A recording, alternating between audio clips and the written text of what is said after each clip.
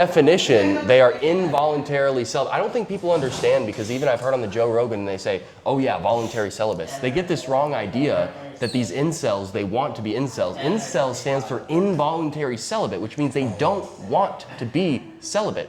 Just like a lot of black people, they're oppressed. A lot of black people, they think they're oppressed. They involuntarily have black skin. Having black skin is inherently bad, but some of them are oppressed some of the time because of it. Same with incels. They involuntarily cannot get laid.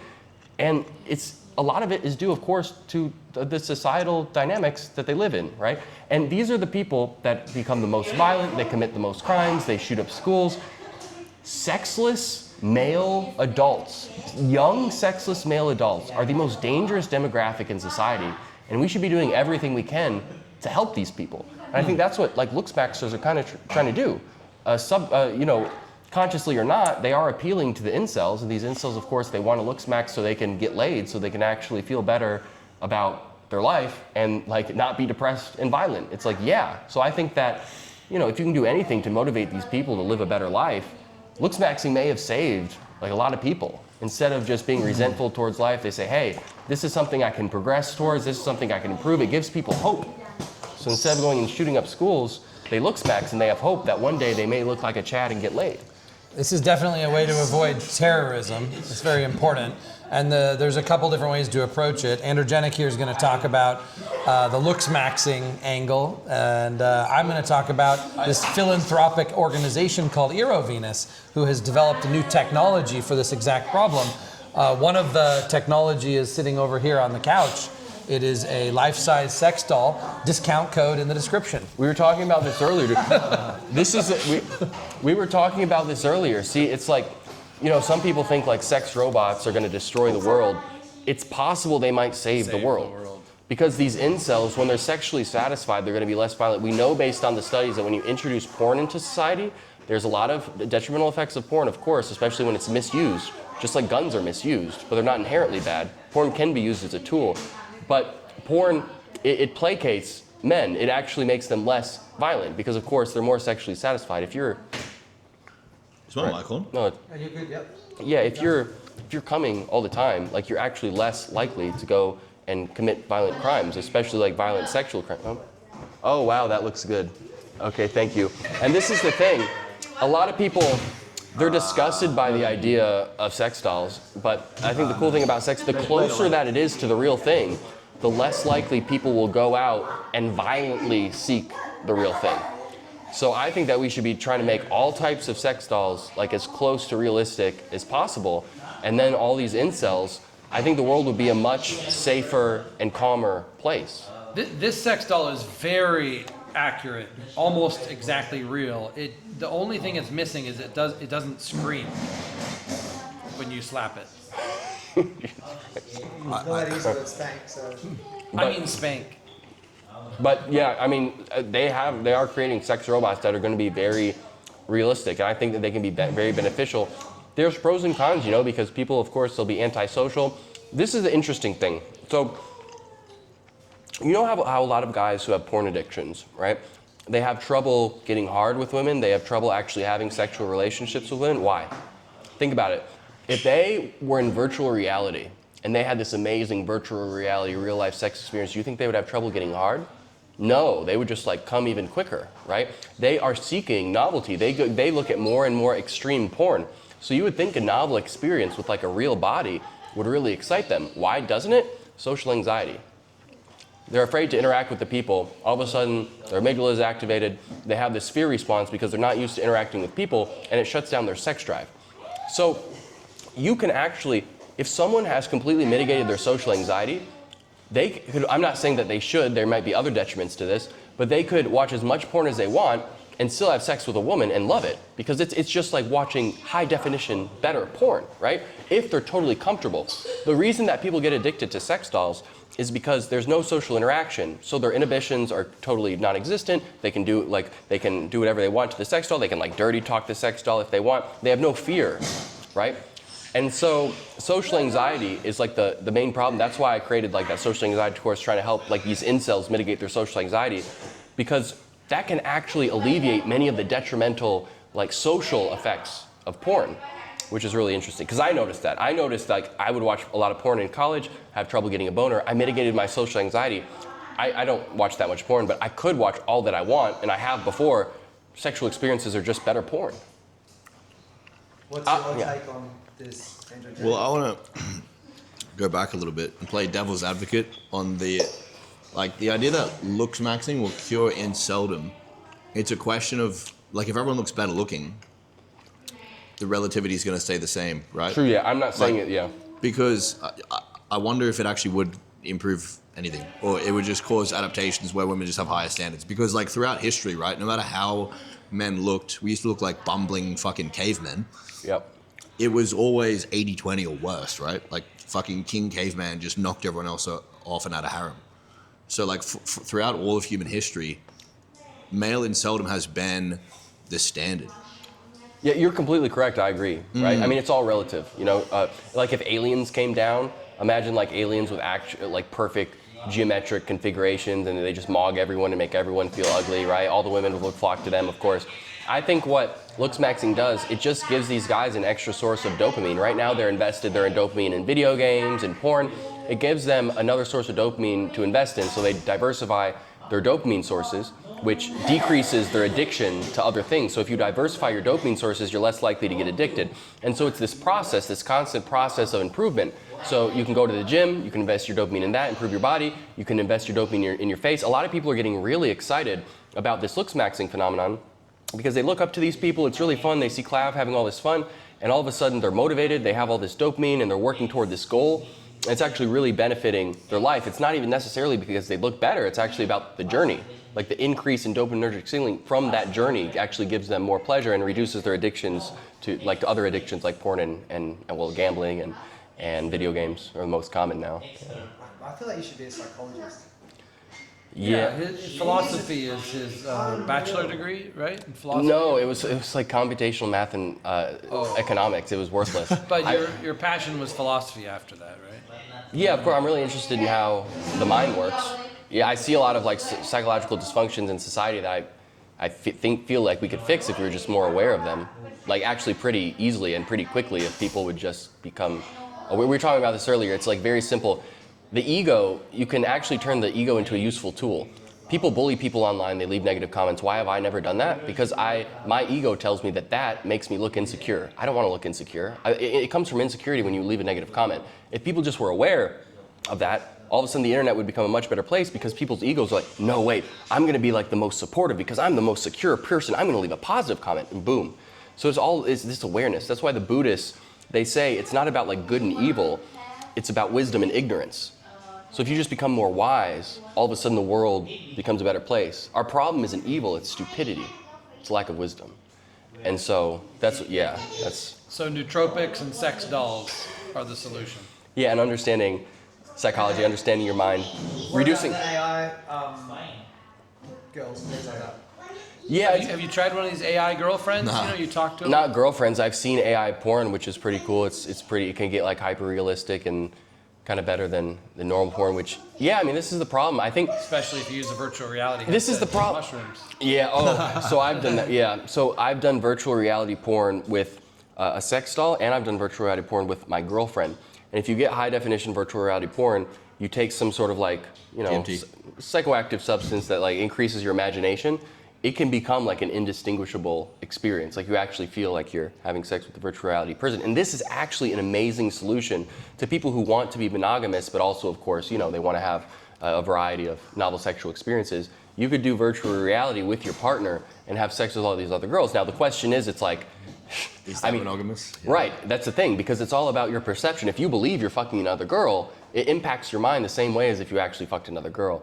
And so, I mean, I think that in general, I think it's advantageous for society to reduce our jealousy. There are pros and cons because, if people are more polygamous, the question is like, our children raised as adequately, as competently? Because, obviously, in current society, a mother and a father in a stable relationship seem to produce more competent offspring. But I think that's a large part of that is due to our societal conditioning and that being the normalized structure, right? If you deviate from the normalized structure, you're going to get criticized, right? So your children, there's going to be prejudice against that children, et cetera, et cetera. I don't think it's inherently bad. I think it's how our society is set up.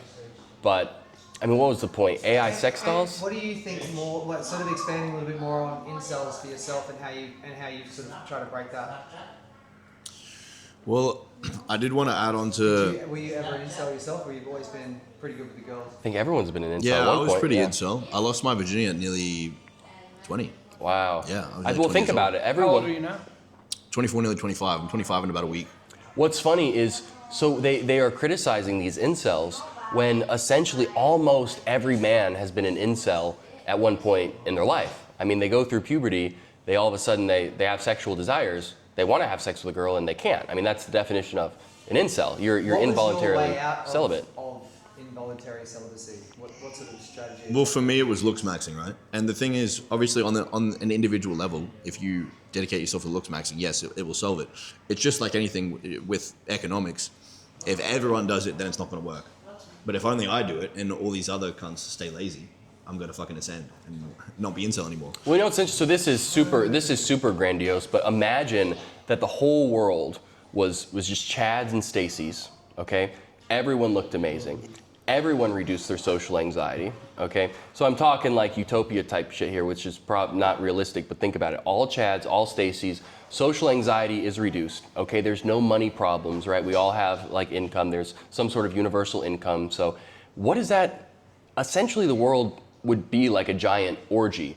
Like all the problems are from our fears, our insecurities. If everything was love-based instead of fear-based, we didn't have fears about our financial situation, our looks, we didn't have all these insecurities, and essentially everyone's like attracted to everyone, the world would just be a giant orgy, like a medieval kingdom, right? Think about the king and all his beautiful, and like, yeah, and they're all having orgies all the time. Like, I don't know if you've seen in The Witcher, I remember this orgy, the wizards and the witches are having this like giant orgy. That's kind of, I don't know. Kind of like Tony's life, right? I think that's what society turns into eventually. Like if they evolve, if they don't kill themselves, if society doesn't explode in a nuclear bomb, or if they're not eradicated, I think that's like the evolution of society, is we come together in this one cohesive mind. We actually like all love each other, right? We feel very connected. There's no fear anymore. There's no worry about financial situations, our looks.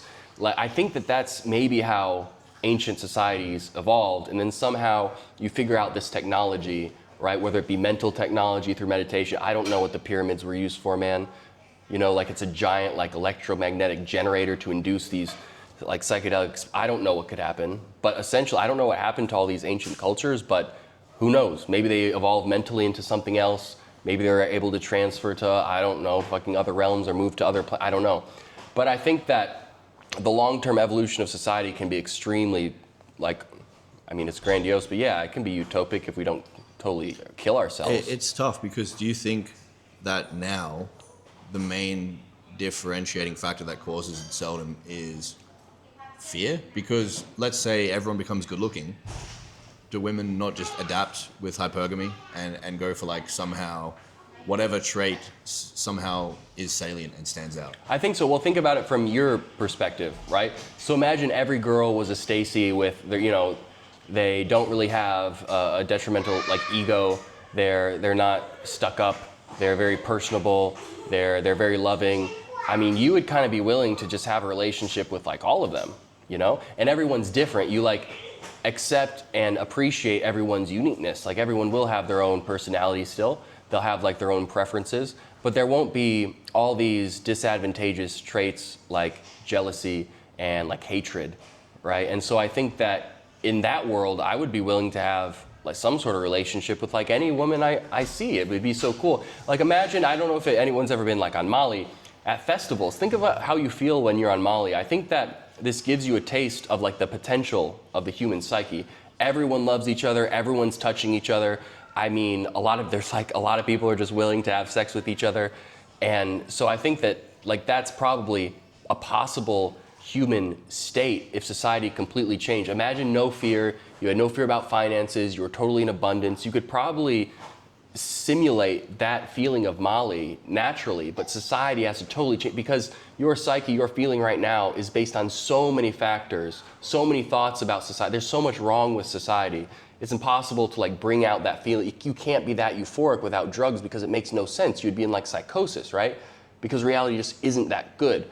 but I think it could be eventually, and that's part of the fun. Is like that's the process, and I think that it can be really expedited by the universal connectedness. We're all connected by the internet. Maybe it can happen faster than we think. It's just we got to really promote beneficial ideas, and we got to mold people's egos in the right way. Once you've sorted your problems out with, you fixed the issue that you had with being an incel by using looks maxing, which is what you're doing now. Yeah. You're streaming. You guys are both doing it, and Tony as well. Tony's obviously probably a little bit more advanced in some ways. More experience. Yeah, of course. Let's say, where do you see yourself going next?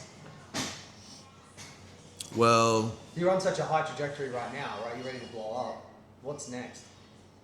obviously, like I'm less invested in the looks maxing protocols now because it's all pretty easy, right? Like I kind of know what to do to maintain my looks, and there aren't that many things I can do to keep improving them. But that kind of obviously I just stay in the looks maxing sphere because that's my platform. But what I'm actually focused on more so is like improving the mind, right? So optimizing your own insecurities, not projecting onto other people, getting over past trauma and how that shapes your current thoughts and behaviors, overall optimizing cognition and just learning as efficiently as I can in the areas that I'm interested.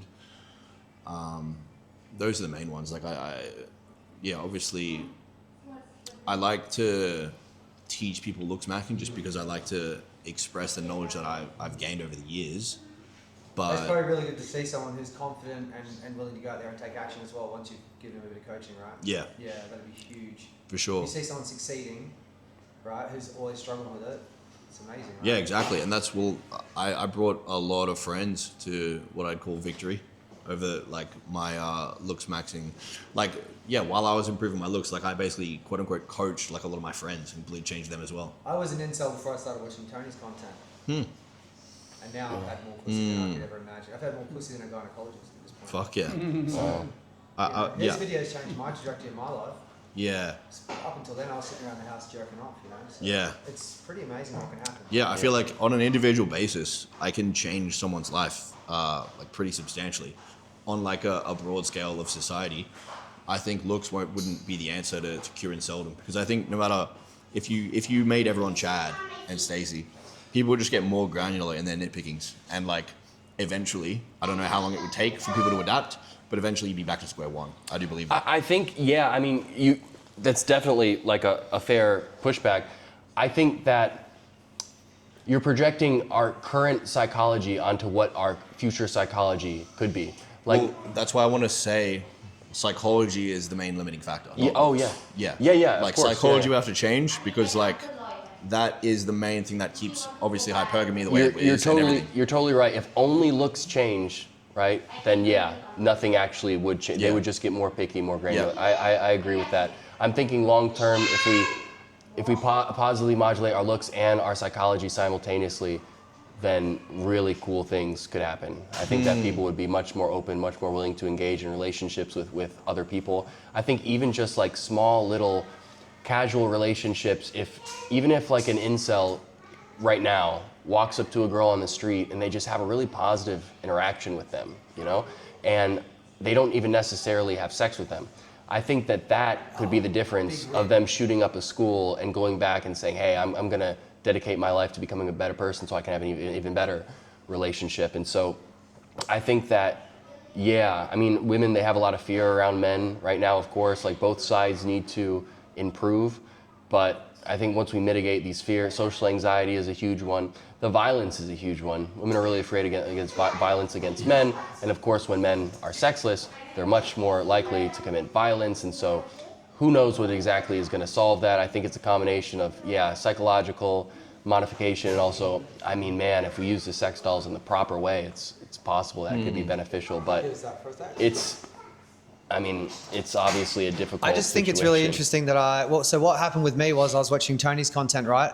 And I wasn't doing the looks maxing stuff or the bodybuilding stuff or the physiological stuff at all. I wasn't focusing on that. I wasn't optimizing for it. But all the information that he was giving in his videos was an adequate source for me to still go out and get laid tons. So it's really interesting how you've got the dichotomy between looks maxing and bodybuilding, and also going out there Kind and of doing like pickup. thinking outside the box too, like thinking outside the matrix. Because when trying to anticipate what the future is going to be like, really the biggest factor is what are the powerful people in the world want it to be like. And the media has always been strong, but it's going to be even stronger with artificial intelligence. Used to be able to kind of go out and use Google and search for what you want. Now everything is going to be artificial intelligence based. It's going to be like playing us like a checkers board, and it's going to walk us to whatever path it wants us to think and believe.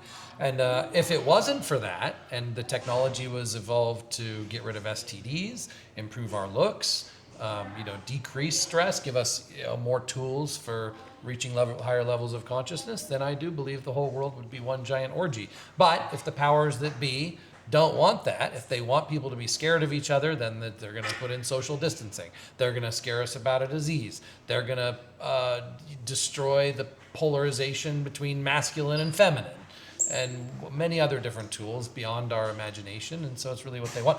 So there's going to be the mainstream people who are going to be completely mind controlled into whatever they want it to be. And then there's going to be us who are outside the matrix, who are working daily to stay outside the matrix as the matrix grows and tries to swallow us up. And we have to stay one step ahead. And we're not going to be able to do it by watching the news or even YouTube because of the level of censorship and mind control. It's going to have to be through in-person conversations like this, or uncensored chat groups, or membership sites, or coaching, things like that. And for those people, it will become a utopian orgy. Hell yeah. One thing about incels being dangerous, I do agree.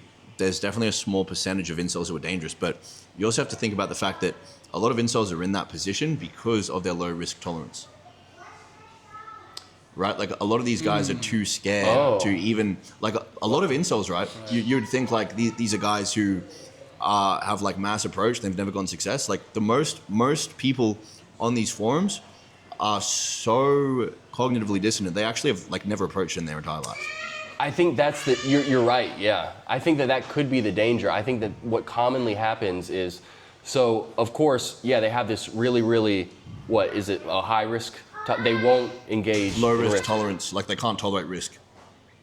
Yeah, okay, low risk tolerance, They're not okay. going to take the risk to approach a girl, so they're also not going to take the risk to shoot a school, except Well- for in those cases they kind of explode. That's the thing, I think that it's so repressed. Like if you repress your emotions so much, all of a sudden it explodes in a dysfunctional way. This is why it's important to, express your emotion. This is why they say it's kind of, like a feminine concept, but express your emotions, because if you hold them in, they can explode in dysfunctional ways. So for example, I think this was part of my social anxiety course, but I think the best way, if you actually take on a character and like act out your anger. So act out your anger in the mirror, right? And get it all out of you. This reinforces that you have control over your emotions because you're doing it intentionally. Now when you go back to like your relationship or something, you're less likely to exert that anger because it's kind of out of your system and you're more in control of your emotions. I think that when it's repressed so much, and this is the problem, is if these incels don't reproduce, from an evolutionary perspective, they're just dead.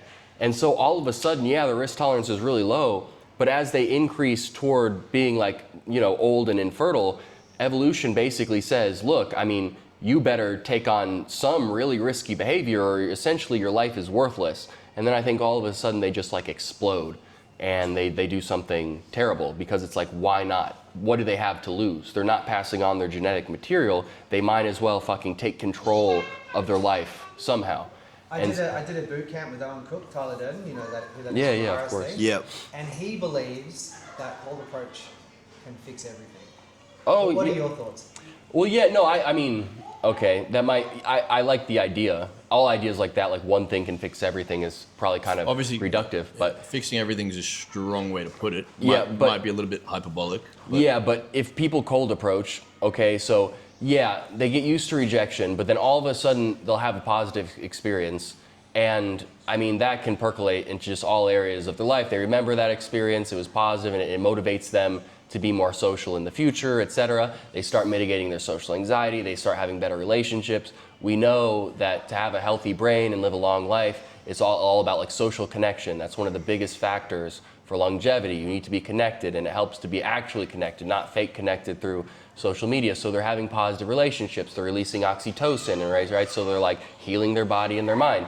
Of course, and then eventually, if you cold approach enough, it doesn't really matter who you are. If you cold approach like 10,000 women, you're probably not going to be an incel anymore, right? Yeah. So yeah, of course, if you really dedicate yourself to it, it's just a lot of these incels, they can't take the first step. This is why I invented what's called, virtual exposure mindfulness. I was talking about this to you earlier. I think the first step is to watch cringy social interactions online and meditate on them and get comfortable with them. So you're comfortable with them virtually, and you can do that in the confines of your own home, so you don't even have to go out. And then when you're comfortable with these social interactions, right, you can tolerate, like, it's funny because people criticize people for cringing. That's a reflection of their own social anxiety. They're basically vicariously feeling social anxiety. They think the social situation is uncomfortable, right? And so they watch that embarrassing social situation, then they kind of have the courage to actually enter into a social situation in the real world. And it's incremental comfortability expansion. You start out, you could just say hi to the cashier, it's just small steps, it's a very commonly taught, very incremental decreases in your social anxiety. And then that's kind of the process. It's just difficult, and you have to commit to it.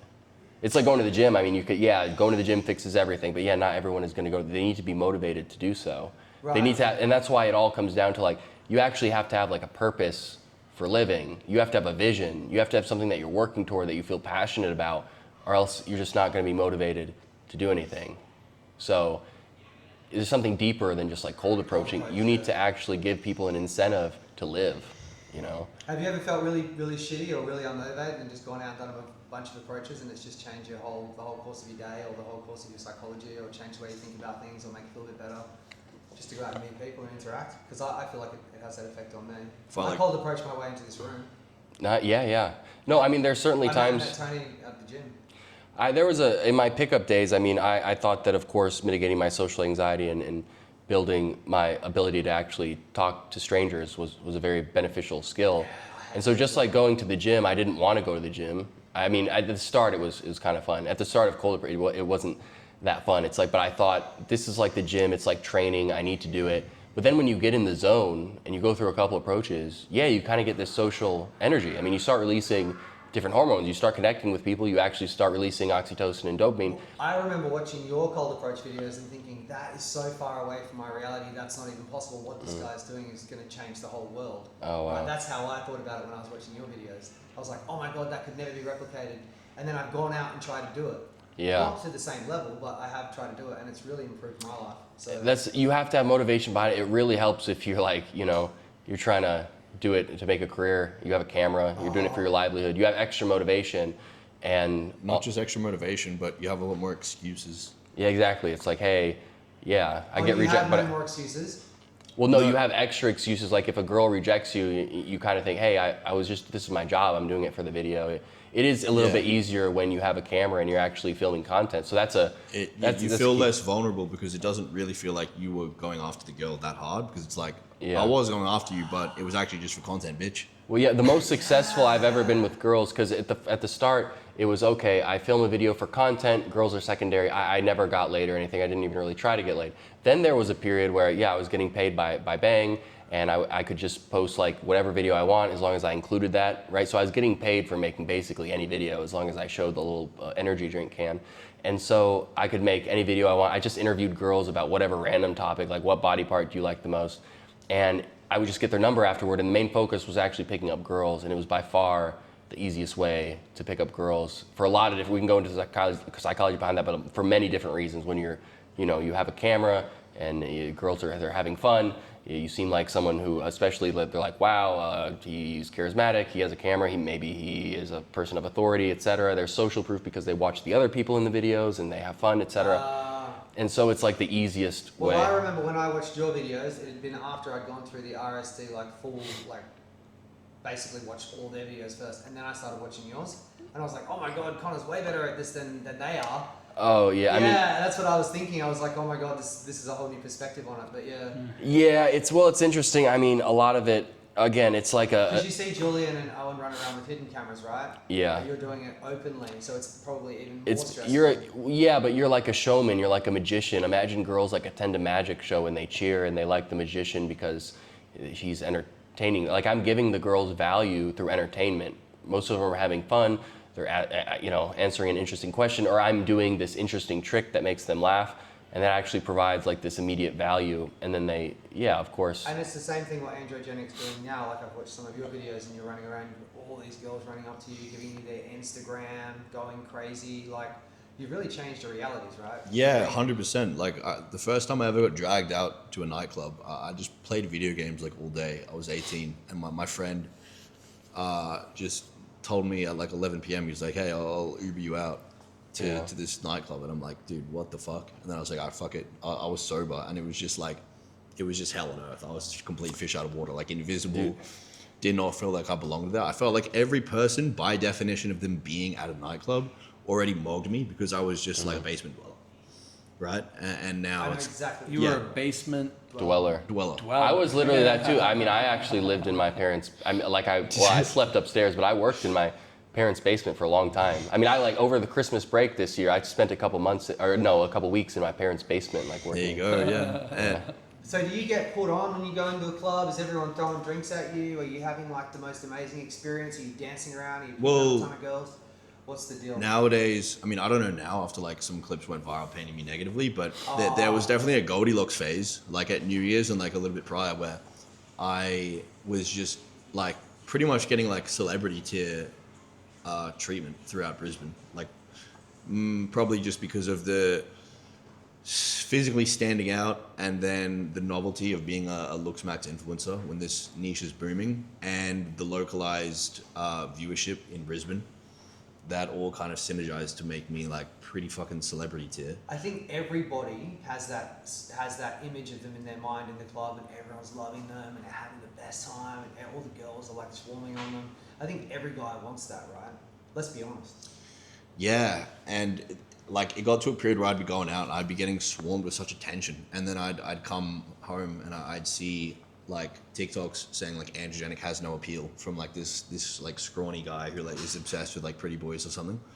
And I was like, I mean, dude, I might as well like tell some guy to come out and film it, right? So I just kind of, people think it's all planned out. I'm some big streamer, like out of nowhere, I just had this idea like, oh, I'll pay some guy to like be a cameraman and I'll just walk around like filming myself. And it kind of seems retarded at first because you're like, I'm just doing all this out of nowhere from scratch. Like I just look like a retard filming myself in public. And then all of a sudden, within weeks, I was known as like, oh, he's a streamer. And I'm thinking, what the fuck? I did this all out of nowhere by myself practically. Where did you first start posting, like that initial video where you just paid your cameraman, you went out and filmed? Where did you post that, or was it just live? I just advertised it. Well, it was just streaming on Kick, and I would just advertise like on stories on Instagram and TikTok, and that was like pretty much all there was to it. And like very quickly, clips went viral, and I'd be like, people would be pointing out, oh, that's that streamer, even in real life. Wow. And clips would be going everywhere. You know, my New Year's stream, not necessarily all positively, but got like over 40 million views across platforms. Wow. At least 40 million. What do they say? Any publicity is good publicity? I mean, maybe. could be nuance There are limits to that, yeah. Could be nuance to that. I mean, I feel like There are definitely limits to that. most of it can be positive in the grand scheme.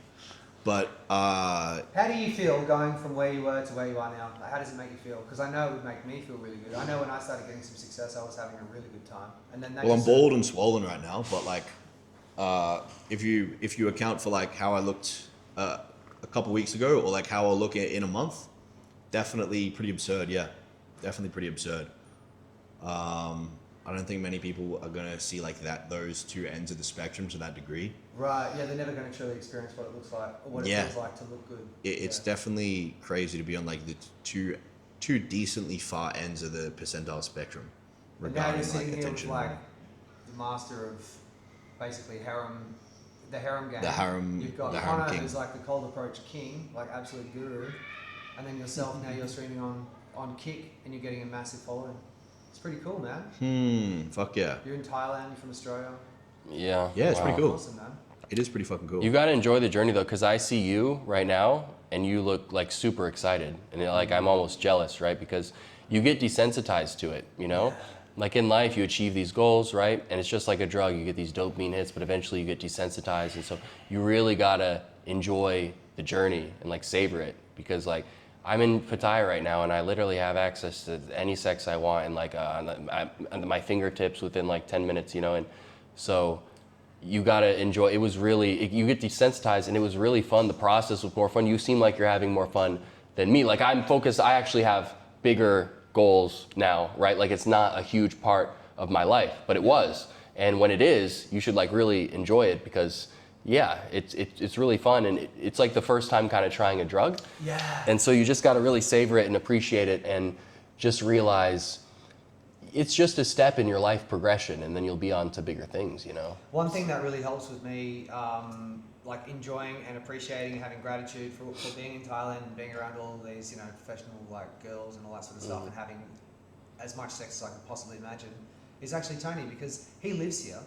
And he still enjoys it and appreciates it on a daily basis, and he still seems to have a lot I think of fun. he You does. have to practice gratitude, or you can just go to prison every once in a while and resensitize. Yeah, that's what I did once. Yeah, but yeah, that's the thing. You could take No, I appreciate meditation that's a breaks. good tip. Take meditation breaks for sure, right? I really enjoy taking trips outside of Thailand because then I'm resensitized to Thailand again. But you do a good job. Your life is there's a lot of like drama. You keep your neuroplasticity high because everything is constantly changing. Like harem girls are constantly changing. It's a cool reality TV show. So you kind of have this interesting setup where you can maintain your neuroplasticity and still keep having fun, because the dynamic is just always shifting a little And bit, Tony you know? always seems like really interested in what everyone else is doing. Like you said, you Yeah. have like a really high You- interest level in other people's lives, which I think is super important, right? Still trying to learn. It's a puzzle. The puzzle I'm trying to solve of this harem thing, and also our biochemistry and the human experience, requires a lot of data, a lot of information. I You have a suppose we lot have of to people learn. around you all the time, right? So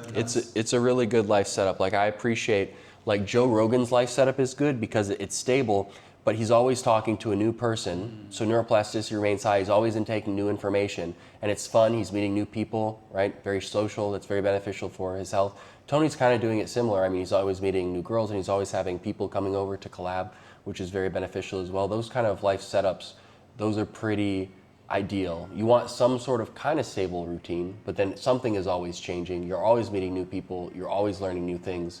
And of course, sometimes you take a break to resensitize or travel to another country and do some one setup of the there. things that Tony said that really like sort of resonated very deeply with me as well is that he said that he doesn't have all the answers and he's constantly learning. Yeah, he's like one of the most open-minded guy, and he's willing to Yeah. intake new information. I mean, who was Don? Don is like one of the most woo people ever, and Tony's just sitting there like he's a master, like learning from him, you know. And that's really that's a It's high quality inspiring, trait. man. Yeah, It's yeah. a high quality to have. Yeah. Yeah. I hope that I'm like that. I know I'm 38 now, so I'm already quite old. But if I get older, I want to just be constantly learning and adapting and taking on new information. Another really powerful trick that we all understand here is that even if you remain in your same exact reality, if you can shift your perception Yeah. through substances or meditation or reaching another level of consciousness, then you can see everything that's around you in a whole new light, a whole new angle, a whole new dimension, and then you get it's like playing the whole game on a different level. That's what I was telling Ryan earlier. There's this trick with his neuroplasticity thing. It's like if you're constantly focused on it, it's like this positive feedback loop. It's self-reinforcing, and if you That's meditate, self-fulfilling prophecy, right? yeah. So meditation is essentially just increasing awareness, and awareness is it's extremely like broad. There's all sorts of there's awareness of your sensory experience, like your visual field. Like I can increase essentially how many pixels are in focus in my visual field. I can be more aware of what thoughts are coming into my mind. I can be more aware of the connections of everything in my life, with my relationships, with like society and like politics and like social media and all. I can become more aware of everything that's going on. And when you increase your awareness, it's like changing your reality, right? So you can notice that every experience, if you notice that it's new and you notice new things about it. Like I've never been in this situation with these two people next to me, and that I'm really solidifying in my mind that this is a new experience, and I try and think of it in some sort of like dramatic way, so there's emotional salience. I'm like, this is a really critical experience for my life. Like it's really benefiting my survival somehow. Making it significant. And that kind of implants it into my mind more, increases neuroplasticity because my brain interprets, hey, this is a new experience, you need to adapt, your brain needs to be malleable in order to absorb the information, in order for you to survive and behave optimally. I So need to be doing a lot more of that because sometimes, familiarity breeds contempt. When you get to know people too much, it can Yeah. actually work against you. So it's always good to keep it fresh, keep learning, keep the ideas streaming like in your mind. like you're saying, that Yeah. plasticity thing, great technique. Yeah, it's Absolutely fantastic. yeah. About Don and the woo-woo stuff, it's a good example of he gives a whole new perspective on everything, and then at the time he says something, and you're like, oh, okay, that sounds like weird, whatever, witchcraft, mysticism, metaphysical woo-woo stuff. But then later you were in a scenario, and you say, oh, okay, let me think about how Don would think about this, and you see things as energy, and you apply the perspective of some ancient civilization, how they would think about this scenario with women or with sex or your physical self or something. And then all of a sudden you see it all differently. And then you can change between those different perspectives, and you can solve the problem. Like when a woman's arguing with me, and if I don't come from the energy perspective, then I get confused. I get caught up in the logic. I'm too cerebral with it. But if I stop and I see this as energy, almost like the Matrix, and I see and I feel and I realize behind the words what the feeling is and the energy, like, oh, I understand. I know exactly how to solve this problem. But I had to look at it from a woo-woo perspective. I've also seen you be incredibly persuasive. Like your persuasion skills are just on another level. You can convince women to do things that I would never think that they would ever actually do, but somehow you can make it happen and you can make them feel good about it. And then you can reward them for the behavior. Yeah. So it's very interesting to watch. Some of the stuff I seen you do last night, I was like, how is that even possible? Oh yeah, that's why I saw that, and I want to show you the next level. Yes. Because, Yeah, I want to learn that. That's incredible. Because once you start going up these levels of getting women to do basically what you thought would be impossible for them to do, and have them enjoy it, even have it be their idea, and then just you're just create like, why your don't you perfect do reality. this? And then how come you're not doing that? And oh, that'd be really cool if you tried this. And then all of a sudden everyone's just commingling, and you're like, oh, okay. Yeah. Because my mind is like, that's never going to happen. And then 2 seconds later, it's happening. Yeah. Right. So All right. We'll keep that's turning the bending dial reality, up. Yeah. That's what I think about it as too. I think of it as a test of manifestation, basically. Yeah. Powerful stuff. Wow. Yeah.